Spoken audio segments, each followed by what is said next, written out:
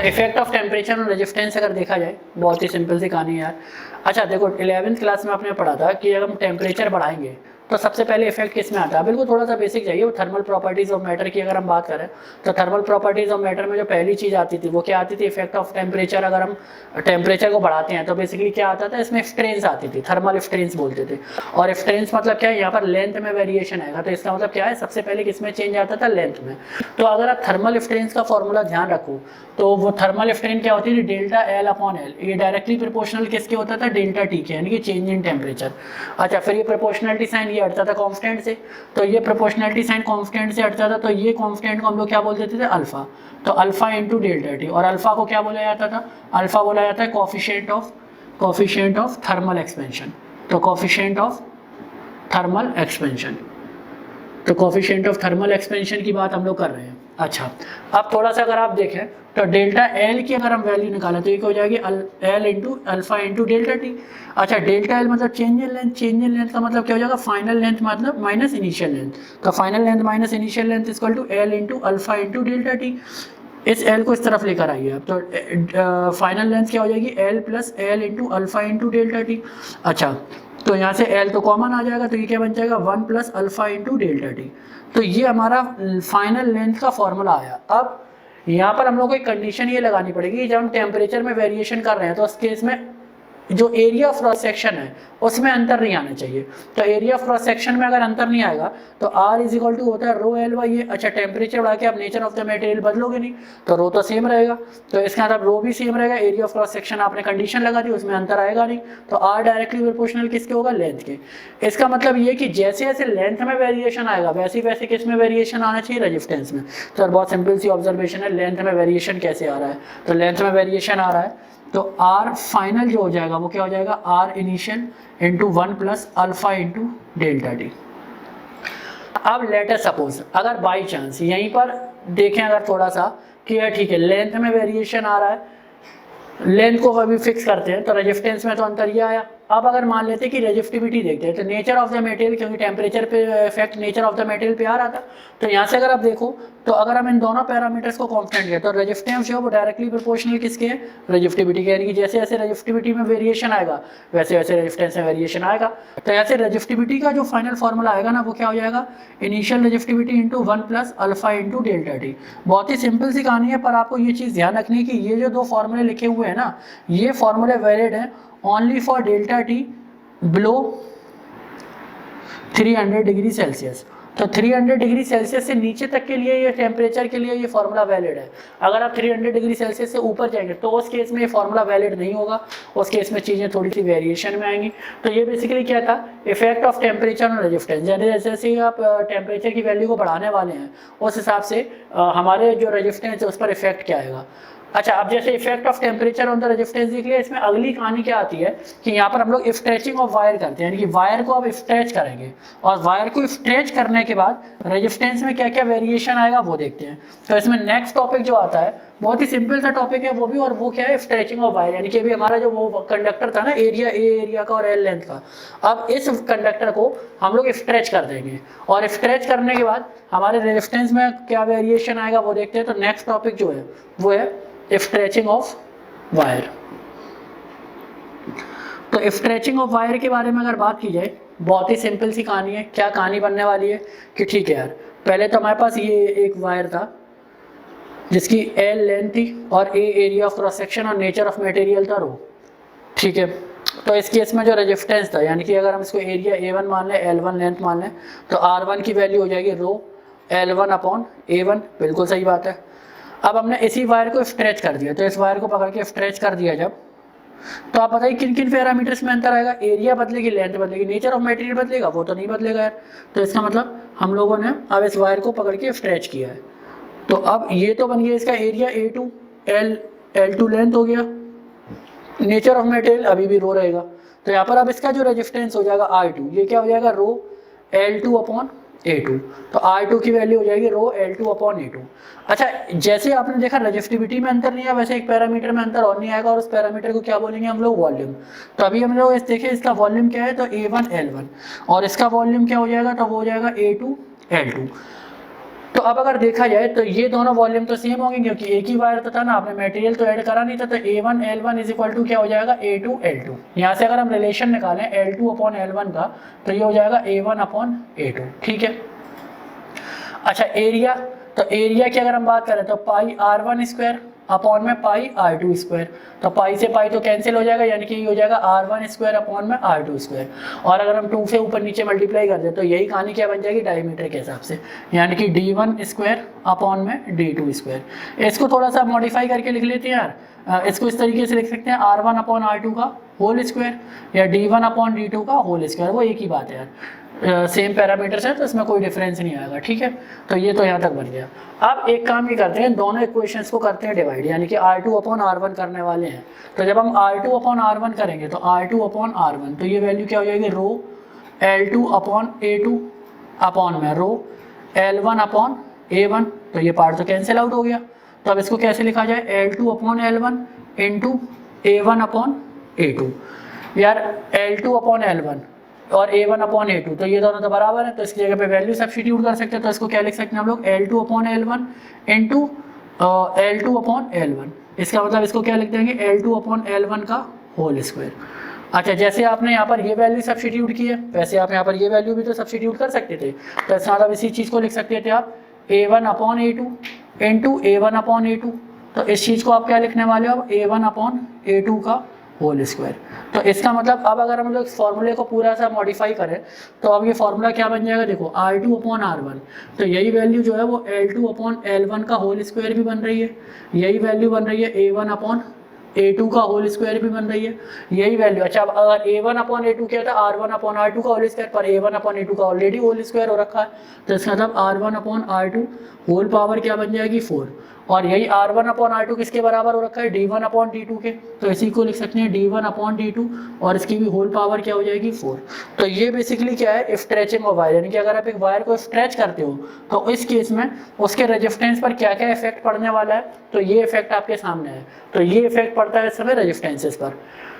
बहुत ही सिंपल सी इक्वेशन है, आप देखिए बहुत ही आसान तरीके से हुआ है, बस आपने वॉल्यूम को इक्वेट करा और दोनों जो रेजिस्टेंसेस के फॉर्मूले हैं उनको उठाकर डिवाइड कर दिया। इसमें कुछ भी नया नहीं किया गया है, एक भी पार्ट इसमें कोई नया यूज नहीं किया गया है।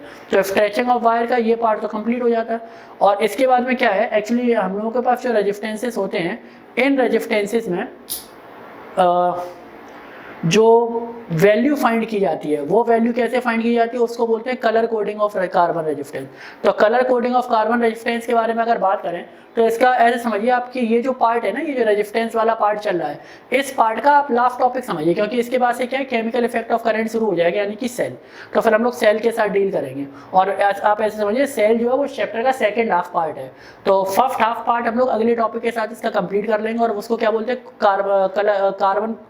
Colour coding of carbon resistance. तो colour coding of carbon resistance बहुत ही ईजी और बहुत ही इंटरेस्टिंग टॉपिक है। तो देखते हैं जरा कलर कोडिंग कैसी होती है।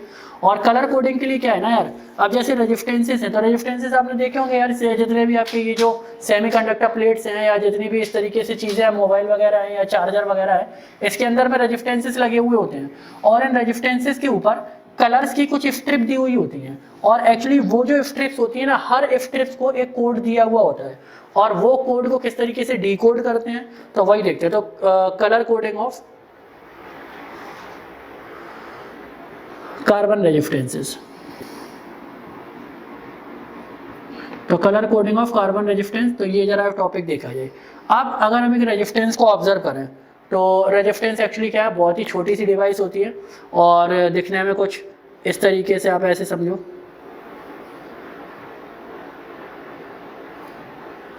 तो इस तरीके से इसका शेप रहेगा और यहाँ पर कुछ स्ट्रिप्स होती हैं। तो एक स्ट्रिप यहाँ होती है ऐसे, तो ये कलर्स की स्ट्रिप होती है, एक अगली स्ट्रिप ये होती है, ठीक है, एक अगली स्ट्रिप इधर मान लीजिए हम लोग, और एक फोर्थ स्ट्रिप जो है वो यहाँ होती है।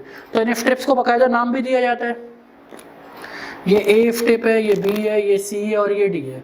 अच्छा यहाँ पर ए और बी जो है इनको बोला जाता है न्यूमेरिक स्ट्रिप, न्यूमेरिक। सी को बोला जाता है एक्सपोनेंट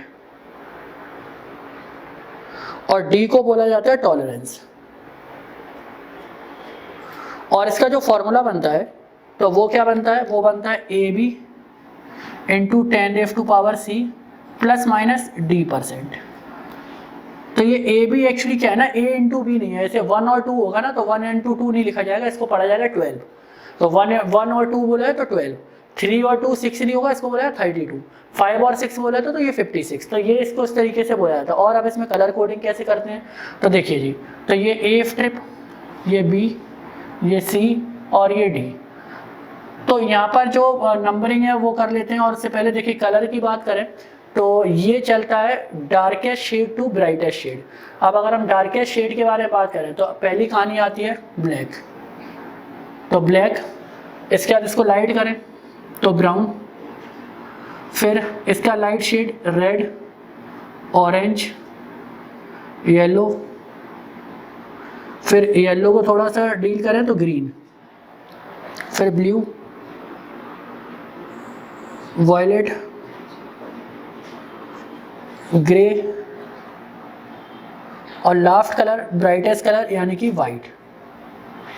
और इसमें कोडिंग भी कैसे करी जाती है, तो 0 1 2 3 4 5 6 7 8 और 9। यहाँ पर भी 0 1 2 3 4 5 6 7 8 और 9। यहाँ पर भी 0 1 2 3 4 5 6 7 8 और 9। और यहाँ पर डी जो है वो उसको, अगर यहाँ पर जैसे मान लीजिए गोल्ड है, गोल्ड स्ट्रिप है तो इसका मतलब होगा ±5%। अगर यहाँ पर सिल्वर स्ट्रिप है तो इसका मतलब होगा ±10%। और यहाँ पर अगर कोई भी कलर नहीं है यानी कि 3 ही स्ट्रिप दी हैं तो इसका मतलब है ±20%। तो ये टॉलरेंस स्ट्रिप बोली जाती है। अच्छा, अब इसको डिकोड कैसे किया जाता है, तो मान लीजिए जैसे ये रेजिस्टेंस है और यहाँ पर आपको ये जो कलर्स हैं वो कैसे नज़र आ रहे हैं, कोई भी रैंडम लेते हैं हम लोग। तो मान लीजिए ये आ रहा है ग्रीन, ठीक है, ब्लू, रेड और सिल्वर। तो ये 4 कलर जो है वो आपको इस तरीके से नज़र आ रहे हैं। अब इसका रेजिस्टेंस कैसे फाइंड करें, तो ग्रीन देखिए, तो ग्रीन का मतलब क्या है 5, ठीक है, तो 5। ब्लू का मतलब क्या है 6, तो A into B 6 into 10⁻², red मतलब क्या है 2, तो 10⁻² प्लस माइनस, सिल्वर का मतलब क्या होता है 10%, तो इसका मतलब हो जाएगा 56 इंटू 10⁻² प्लस माइनस 10%। और इसी को अगर हम थोड़ा कायदे से बोलेंगे तो 5.6 इंटू 10⁻³ प्लस माइनस 10% ओम, और इसी को बोल सकते हैं 5.6 in plus minus 10% kilo ohm.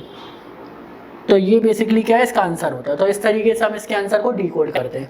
अच्छा, इसको याद रखने का तरीका भी बहुत आसान है। तो इसको याद रखने के तरीके के लिए क्या करते हैं, जो इसका पहला अल्फ़ाबेट होता है ना, हम उस पर फोकस करते हैं। तो इन सब के पहले अल्फ़ाबेट की तरफ फोकस करते हैं और ये एक रिदम टाइप का बन जाता है। और इस रिदम को हम लोग याद कैसे रखते हैं, देखिए अब बी है तो यहाँ से बी, फिर अगला भी क्या आएगा बी, तो BB ROY, तो BB रॉय ऑफ ग्रेड, फिर Britain has very good wife wearing gold and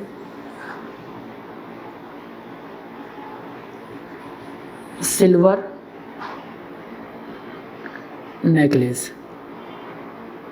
तो ये सारे के सारे जो कलर्स हैं वो इस रिदम में आ जाएंगे। कैसे, देखिए black, brown, red, orange, yellow, green, blue, violet, grey और वाइट, और फिर इसके बाद गोल्ड, सिल्वर और नो कलर। तो ये सारे के सारे जो है वो इसी रिदम के अंदर आ जाएंगे। तो BB Roy of great Britain has very good wife wearing gold and silver necklace, और पूरी की पूरी कोडिंग जो है वो आपके सामने आ रखी है। ठीक है, तो ये बेसिकली क्या आपके इस चैप्टर का फर्स्ट हाफ पार्ट जो है वो कंप्लीट हुआ है। और इसके बाद में अगला पार्ट जो है बेसिकली क्या है, chemical effect of current, chemical effect of current. और उसको हम लोग बेसिकली किसके साथ डील करेंगे, सेल के साथ। यानी कि अभी तक क्या है, हम लोगों ने इसके बारे में बात नहीं की है, तो अब हम इसके बारे में बात करेंगे एक्चुअली वोल्टेज या सेल होती क्या है। तो देखते हैं फिर इसका अगला टॉपिक क्या रहेगा।